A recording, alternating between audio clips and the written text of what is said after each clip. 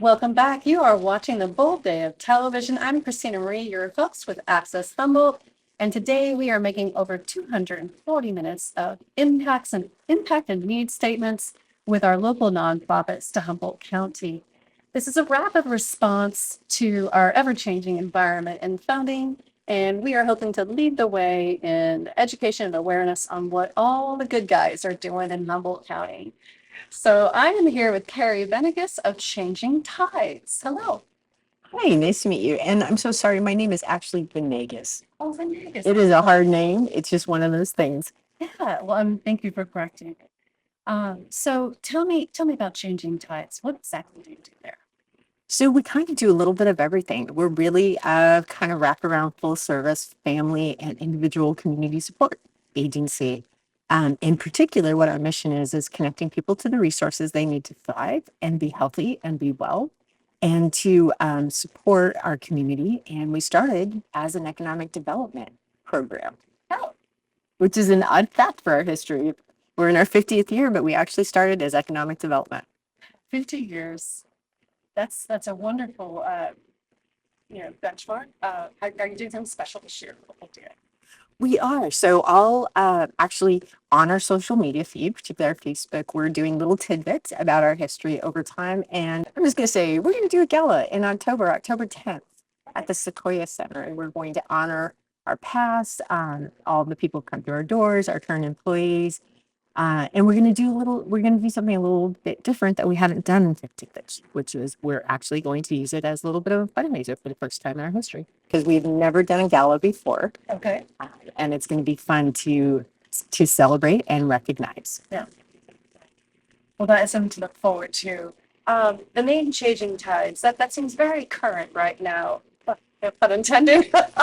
So I think one of the core things that we do and that probably we're the most known for is childcare, right? And that's actually the economic development we started with is back in 1975, more families and more women in particular were going into the workforce and needed to go into the workforce to support their family needs.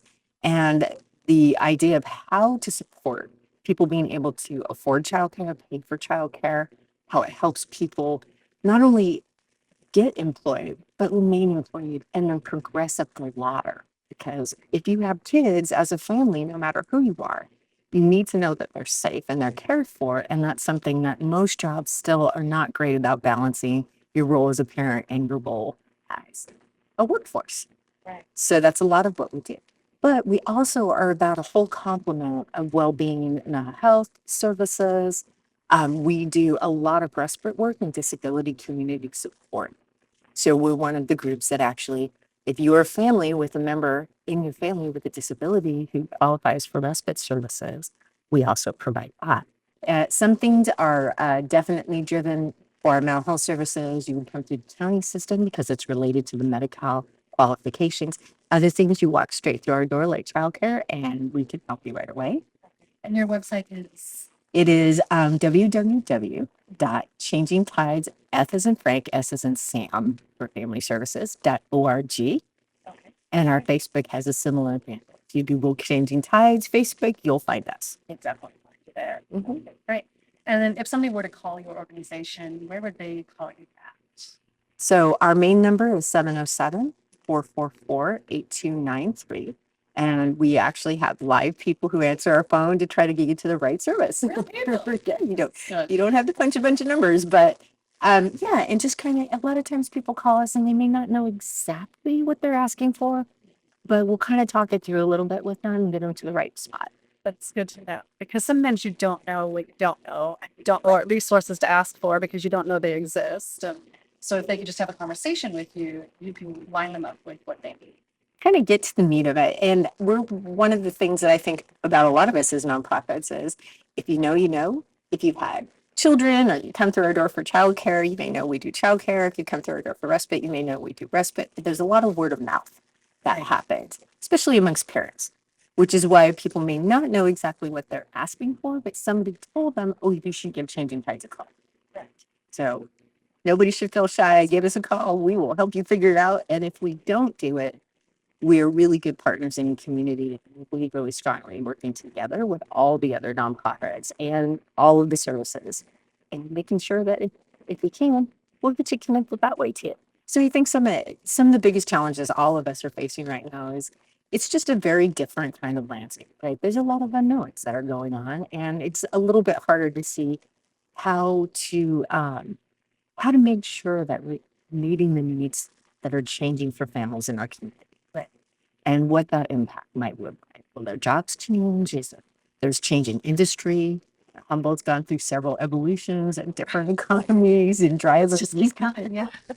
And so keeping up with that is something that at least we have a lot of practice over 50 years and how to pivot and figure out what's the most meaningful.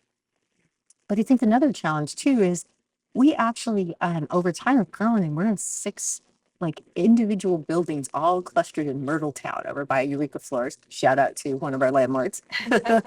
And so at some point, like we'd really like to be a little more user friendly so that there's just one big building and people can come and get everything in the same place. So are you going to go into like a funding for a building over the next few years? I think we have a lot to learn, but I think that's part of what's driving us making this kind of shift is figuring that piece out and giving ourselves time to build what will really serve the community. Did you say you had an annual funding goal this year? We do. So we're hoping to raise $1 million this year. $1 million. Yeah. That's a So good that thing. we can grow. Yeah, I think that's certainly very cool. Do you have a goal for a number of donors that you wish to see, like perhaps new donors this year? Absolutely.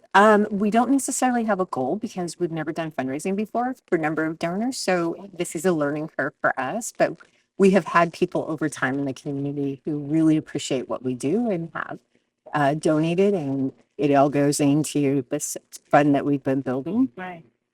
So that's great. And then do you have any volunteer folks or do you have any need for volunteers right now? Because we work so closely with a lot of vulnerable, like children are very, vulnerable population and disability community, we don't actually do a lot of volunteer things for that reason, Okay. just for safety reasons. But we are always happy because we have a volunteer board. We would love to have board members. Oh, that sounds good. Yeah. A really strong board is something that is very necessary in nonprofits. So I wish you the best with getting the board members that you need this spring. And is there anything else that you really think the community should know about you?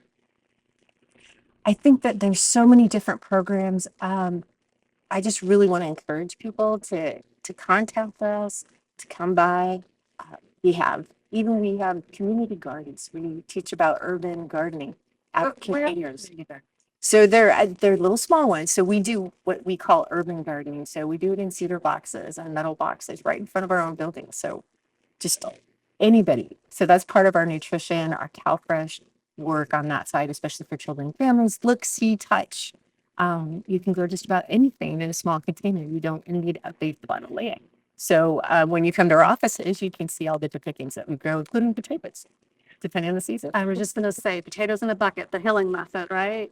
This is something I'm trying to learn for myself. So, well, thank you very much for this conversation today. I'm so glad that you're partnering with us with the Bold Day of TV, the Bold Day of Giving. There'll be more information later this month. If you've missed any portion of this interview, we are running it all month on our channels. And you can always learn more at theboldayofgiving.org. When that website comes up, be sure to look for that. And I just want to say to listeners at home, thank you for watching. This is going to be I think it's coming out to about 6 hours of content. Wow, wonderful. Thank you for doing this. So yeah, thank you very much for coming on, and stay tuned for our next guest coming up shortly after these messages.